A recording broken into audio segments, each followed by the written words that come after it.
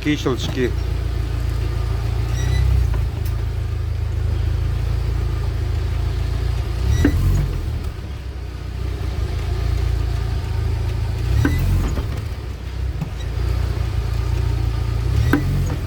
И вот у него такие, ну пойдет, я думаю, слышно же. Вот, да, прям.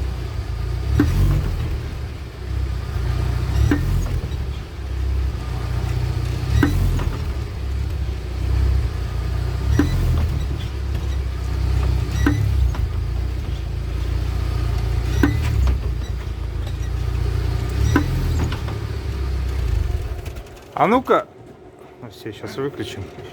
А я хочу попробовать прям за нее держаться. Ты сейчас не разгонялся. Я хочу попробовать прям за нее держаться руками. Техника безопасности, все как я люблю.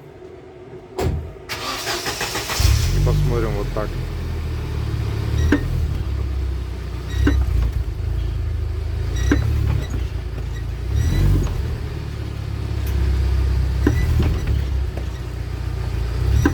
Вот я не ощущаю с нее стука.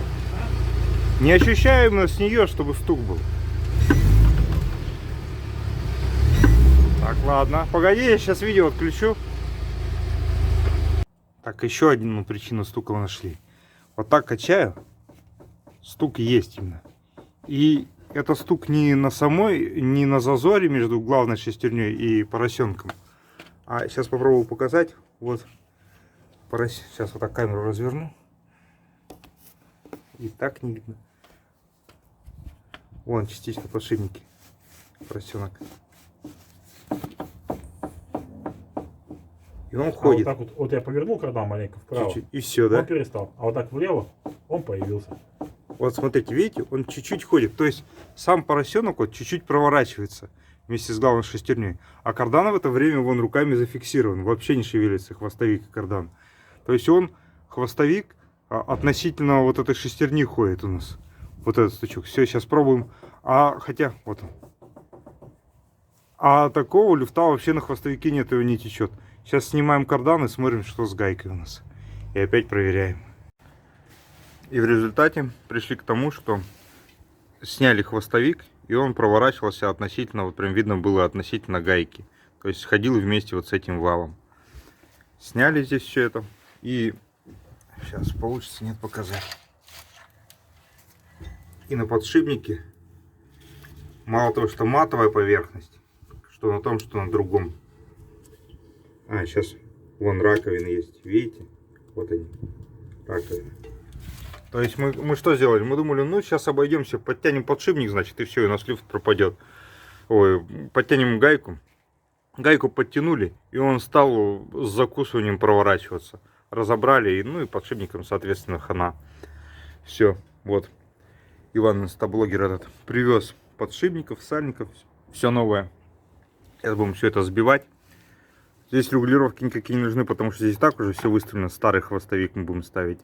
Поэтому нам просто надо будет сейчас эти подшипники старые сбить, новые набить, запрессовать, эти обоймы выбить.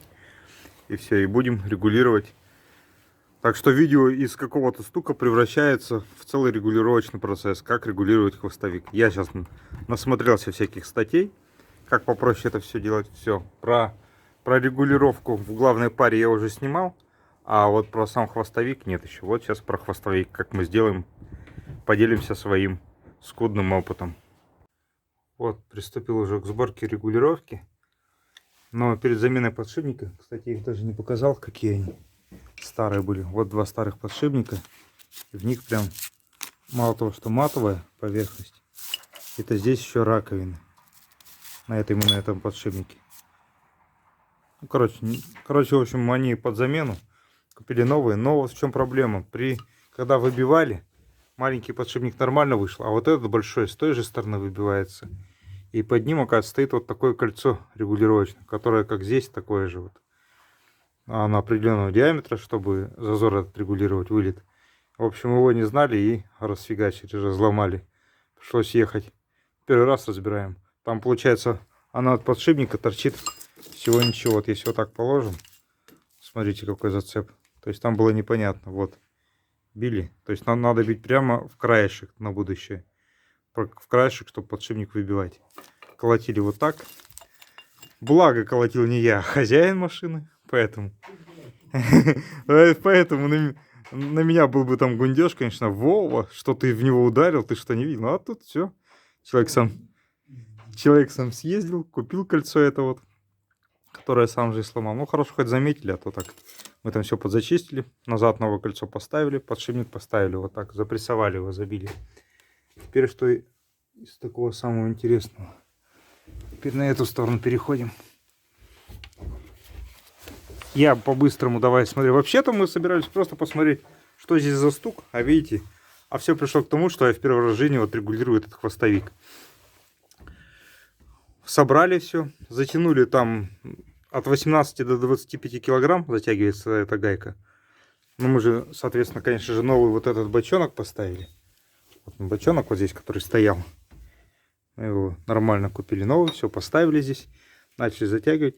Просто затягивали до той степени, пока я вот всякие там и статьи уже почитал, и видео посмотрел. Самое мне понравилось, самое простое, это мужик рассказывает, что затягивается до той степени, пока здесь 2 килограмма нужно будет на страгивание. И не более 3,5. То есть вот сейчас берем, смотрим. Эх, она отсвечивает как. Хоть свет вырубай. Попробуй еще заснять. Вот раз. 2 набирается килограмма. Вот у меня на 2,5 килограммах стягивается. То есть надо именно тянуть под прямым углом. Вот если вот так относительно вот этих отверстий, надо вот так тянуть под прямым углом, под 90 градусов. И вот при таком положении тянете вниз. Он должен 2 килограмма выдерживать. Вот так цепляем и так все проверяем, все 4 раза.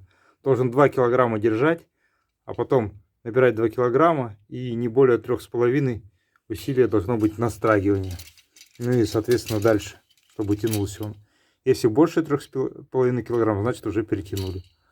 А должно быть вот так. 2,5 держит, натягиваем и пошло вниз. Все, значит преднатяг нормальный. Это для новых подшипников.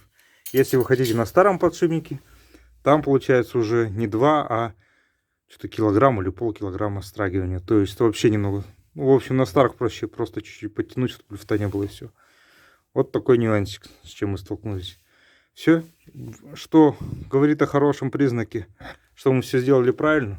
У нас вот меточка, где была завальцована, прямо совпала с этой. То есть у нас все стрельнуло по шайбам, значит, по зазорам. Мы как затянули, она так и осталась. Сейчас ее закерним, и все, и ставим назад редуктор. Сейчас мы отмываем. Опять же здесь. Вот когда я не разбирал, вы знаете, я все время у меня аж сердце ёкает, когда вот люди разбирают машину где-нибудь, в грязь все кидают. И знаете, что сделал хозяин этой машины? Вон она вся в песке. Он разобрал и дифференциал, вот это все аккуратненько, видите, положил сюда вот бугеля, а дифференциал положил вот сюда мне в песок. Дифференциал не там лежал, а ты потом его перевел. Ага. Но. А я поднял просто его с песка с пыли. Ну, в общем, сейчас все отмываем, собираем назад и смотрим, пропал или нет стук.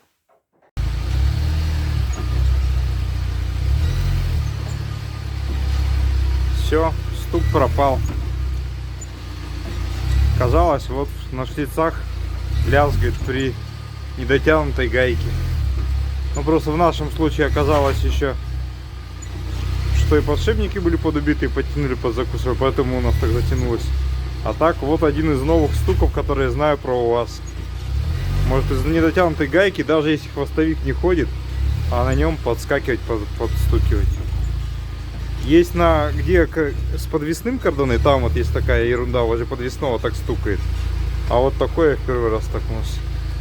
Вот очередной опыт, копилочку мне и вам.